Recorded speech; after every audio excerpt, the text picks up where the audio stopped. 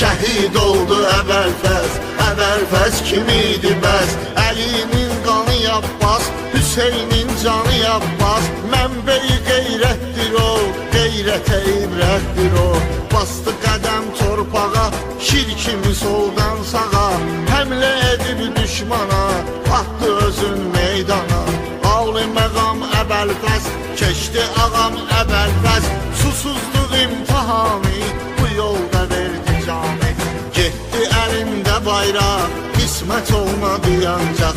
Ağam ki düşdü ahdan, suyu götürdü fərahdan. Susuzlar hamı bir-bir, gözündə oldu təsvir.